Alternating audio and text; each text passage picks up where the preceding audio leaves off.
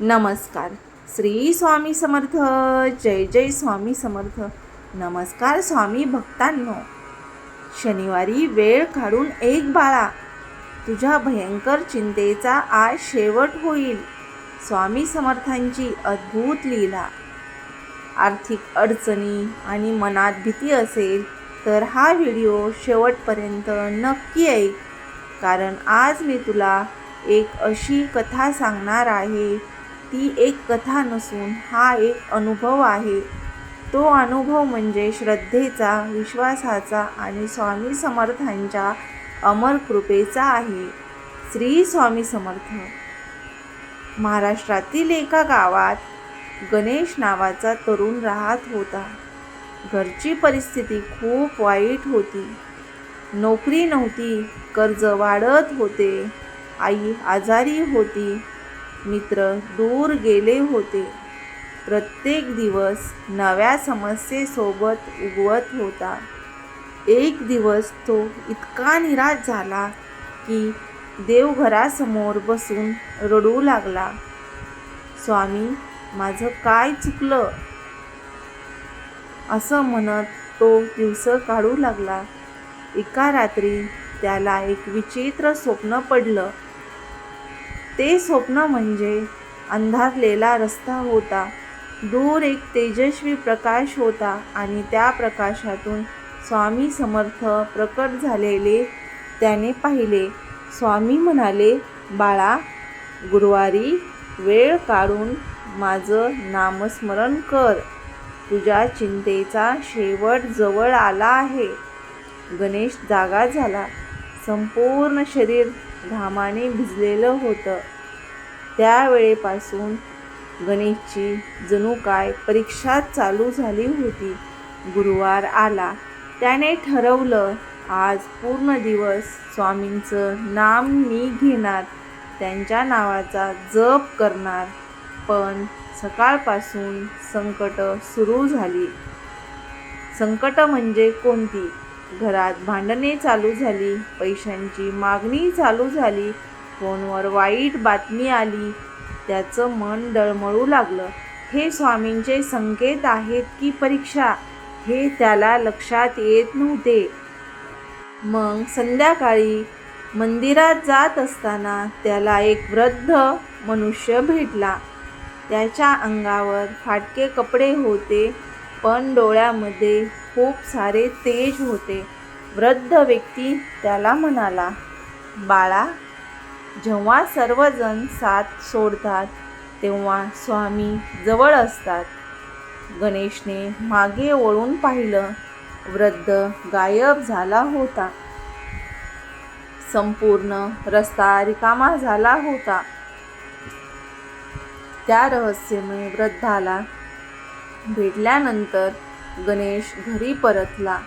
घरी आल्यावर त्याची आई त्याला म्हणाली, बाळा, आज जुन्या वाड्यातल्या मागच्या खोलीत विचित्र आवाज येत होते. ती खोली अनेक वर्षापासून बंद होती. आजोबा गेल्यापासून कुणी तिकडे गेले नव्हते. गणेशने टॉर्च घेतला, दरवाजा उघडला. दार उघडताच धुळीचा मोठा लोट बाहेर आला. आत सगळीकडे पोळ्याची जाळी झालेली होती. जुने फोटो, लाकडी पेट्या आणि कोपऱ्यात एक मोठी लोखंडी पेटी होती. गणेशच्या आजोबांचं एक गुपित होतं. गणेशने पेटी उघडली. आत जुन्या वह्या आणि कागदपत्र होती. त्यामध्ये एक लाल रंगाची डायरी होती. पहिल्या पानावर लिहिले होते, श्री स्वामी समर्थ कृपा. ही डायरी त्याच्या आजोबांची होती. गणेश वाचू लागला. एका पानावर लिहिले होते, माझ्या आयुष्यात अशी वेळ आली होती की सर्व काही संपल्यासारखे वाटत होते, पण स्वामींनी मला अशा प्रकारे मदत केली की माझा विश्वास 1000 पटीने वाढला. गणेश उत्सुकतेने पुढचे पानं उघडू लागला. डायरीतील घटना कोणती होती ती आजोबांनी लिहिली होती. एके दिवशी माझी बैलगाडी उलटली. सर्व माल नदीत वाहून गेला. घर चालवण्यासाठी पैसे उरले नव्हते. मग मी अक्कलकोटला जाऊन स्वामींच्या चरणी बसलो. तेव्हा मनात एकच प्रश्न होता, आता काय? पण 3 दिवसांनी अचानक अशी मदत मिळाली की माझे आयुष्य पूर्णपणे बदलून गेले. गणेशच्या डोळ्यात अश्रू हे वाचताना येऊ लागले. गणेशला वाटले आज माझी परिस्थितीही तशीच आहे. त्याने डायरी छातीशी लावली आणि शांतपणे म्हणाला, स्वामी, माझ्या आजोबांना साथ दिली तशीच साथ मला पण द्या आणि त्यांच्यासोबत जसे राहिलात तसे माझ्यासोबत पण राहा. त्या रात्रीची घटना कोणती होती? त्या रात्री गणेश झोपला. मध्यरात्री अचानक त्याला जाग आली. खिडकीबाहेर काहीतरी चमकत होते. तो उठून बाहेर गेला, पण बाहेर कोणीच नव्हते. फक्त अंगणात पडलेली एक जुनी माळ होती. त्याने ती माळ उचलली. त्यावर छोटासा तांब्याचा लॉकेट होता. लॉकेट उघडल्यावर त्यात स्वामींचा फोटो होता. मग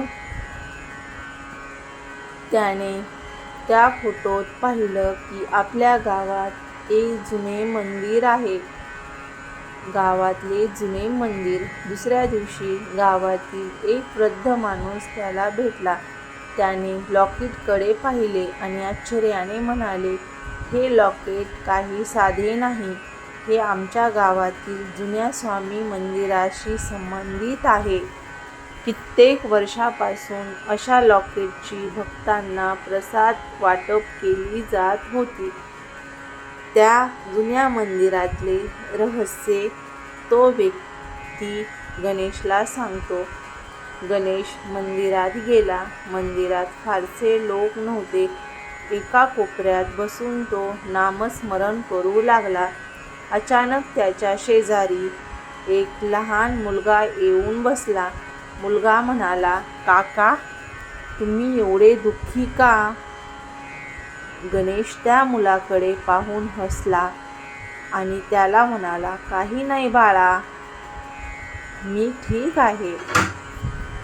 काही नाही बाळा, मी ठीक आहे. मुलगा म्हणाला, काका, स्वामी समर्थ म्हणतात ना, भिवू नकोस, मी तुझ्या पाठीशी आहे. हे बोलून मुलगा तेथून निघून गेला. गणेश त्याच्या मागे गेला, पण मंदिराबाहेर कुणीच नव्हते. मुलगा जणू हवेत विरला होता, जसे की तो मुलगा नसून स्वामी समर्थच मुलाच्या रूपात आले होते. मग त्याला जाणवू लागले की स्वामी आपली मदत कोणत्या ना कोणत्या रूपात येऊन करू लागले होते. श्रद्धेची नवी सुरुवात. त्या दिवसानंतर गणेशच्या मनातील भीती कमी झाली. समस्या होत्या, कर्ज होते, अडचणी होत्या, पण त्याचा विश्वास वाढला. स्वामी समर्थावरची त्याची श्रद्धा पूर्णपणे वाढली. तो रोज सकाळी आणि संध्याकाळी स्वामींचे नामस्मरण करू लागला. डायरीतील प्रत्येक अनुभव वाचू लागला आणि त्याला जाणवू लागले की स्वामी माझी समस्या लगेच दूर करत नाहीत, पण मला ती सहन करण्याची ताकद देत आहेत. एका रात्री गणेशने डायरी बंद केली. स्वामींच्या फोटोसमोर नमस्कार केला आणि म्हणाला, स्वामी, आता निर्णय तुमचा असेल आणि ते निर्णय घेण्याची क्षमता माझी असेल. त्या क्षणी मोबाईलची रिंग वाजली. एक अनोळखी नंबर त्यामध्ये दिसला आणि तिथून पुढे तुम्ही त्यांचा चमत्कार पाहू शकता. गणेश आता रोज मंदिरात जाऊ लागला होता, पण त्याच्या मनात सतत एक प्रश्न फिरत होता, स्वामी मला संकट देत आहेत, पण माझं संकट कधी संपणार? एक दिवस मंदिरातून येताना त्याच्या रस्त्याच्या कडेला एक वृद्ध स्त्री बसलेली होती. तिचे कपडे जणू मळकट होते, डोळ्यात थकवा होता. ती पाण्यासाठी विनवणी करत होती. गणेशकडे फक्त 20 रुपये होते. तेच त्याच्या दुसऱ्या दिवसाच्या खर्चासाठी त्याने ठेवले होते. तो काही क्षण विचारात पडला. मग त्याने ते पैसे आणि पाण्याची बाटली त्या आजीला दिली. आजीच्या डोळ्यात पाणी आले. ती फक्त एवढंच म्हणाली, देव तुझ्या रिकाम्या हातांना भरभरून देईन बाळा, असा आशीर्वाद आजीने दिला. गणेश शांतपणे तिथून निघून गेला. त्या रात्री तो विचार करत बसला, मी स्वतः अडचणीत आहे तरीही मदत केली. पण त्याच्या मनात एक वेगळाच आनंद होता. दुसऱ्या दिवशी सकाळी तो बाजारात गेला. तिथेच अचानक त्याची एका जुन्या मित्राशी ओळख झाली. हा मित्र अनेक वर्षापासून संपर्कात नव्हता. दोघेही गप्पा मारू लागले. मित्र म्हणाला, गणेश, तुझी प्रामाणिकता अजून अशीच आहे का? गणेश हसला आणि म्हणाला, प्रयत्न तर करत आहे की ही प्रामाणिकता अशीच टिकून राहू दे. मित्र काही बोलला नाही, फक्त निघून गेला. 3 दिवसांनी जो अनोळखी फोन आला होता, ज्याची रिंग ऐकली होती पण मोबाईलच्या स्क्रीनवर अनोळखी नंबर दिसत होता, तो फोन त्याच्या मित्राचा होता. तो त्याला म्हणाला, माझ्याकडे एक काम आहे, पण मला विश्वासू माणूस हवा आहे. गणेशने विचारले, माझ्यावर का विश्वास ठेवतोस? मित्र म्हणाला, कारण गावात आजही तुझ्याबद्दल लोक खूप चांगलं बोलतात. हे ऐकून गणेश भावूक झाला. त्याला जाणवलं, कधीकधी स्वामी संकट दूर करण्याआधी आपली प्रतिमा आणि विश्वास जपून ठेवतात. त्या संध्याकाळी मंदिरात खूप गर्दी होती. आरती सुरू झाली. टाळ मृदंगाचा आवाज घुमत होता. सर्व भक्त नाम घेत होते. पण गणेश मात्र शांत उभा होता. त्याच्या डोळ्यात अश्रू होते. तो मनात म्हणाला, स्वामी, मी आता काही मागत नाही, फक्त माझ्यावरची तुमची कृपा कायम ठेवा. त्यानंतर आरती संपली. लोक घरी जाऊ लागले. गणेशही घरी जाण्यासाठी निघाला. तेवढ्यात मंदिराच्या पायऱ्या उतरताना त्याच्या खिशातील मोबाईल अचानक वाजला. स्क्रीनवर एक अनोळखी नंबर चमकत होता. तो काही क्षण फोनकडे पाहत राहिला.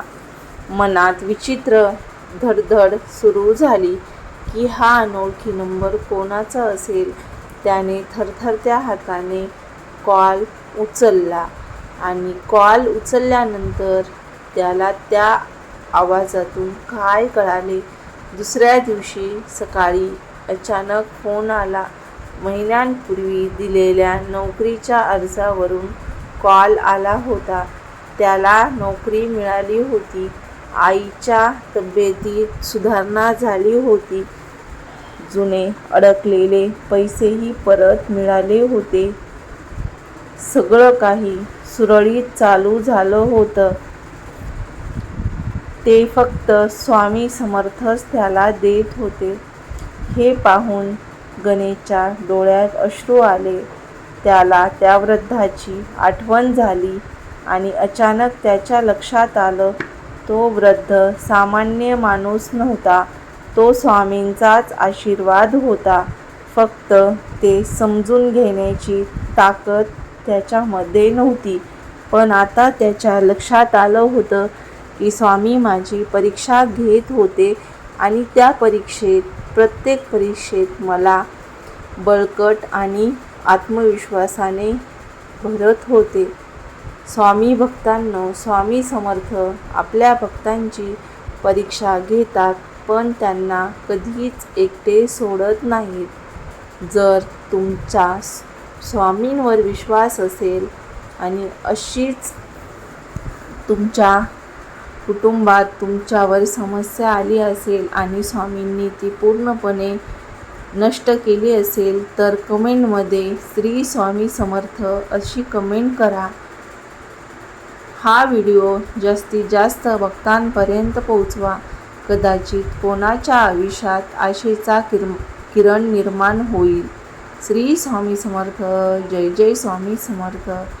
तुमच्याही आयुष्यात असे संकटे आले आहेत का? आणि आल्यानंतर तुम्ही त्यातून कसे सावरलात आणि स्वामींचा कोणता चमत्कार तुमच्यासोबत आला, कोणता चमत्कार स्वामींनी दाखवला हे कमेंटमध्ये नक्की सांगा. कमेंट करायला विसरू नका आणि आपल्या व्हिडिओला लाईक करा, शेअर करा आणि सबस्क्राईब करा, कारण पुढचा येणारा प्रत्येक व्हिडिओ तुमच्यापर्यंत पोहोचवेल. अशाच भक्तिमय चॅनलला लाईक करून, शेअर करून सबस्क्राईब करा. श्री स्वामी समर्थ. जय जय स्वामी समर्थ. श्री स्वामी समर्थ महाराज की जय. जय जय रघुवीर समर्थ महाराज की जय. भिवू नकोस, मी तुझ्या पाठीशी आहे, हे स्वामी आपल्या भक्तांना नेहमी म्हणतात. फक्त विश्वास ठेवा, श्रद्धा ठेवा.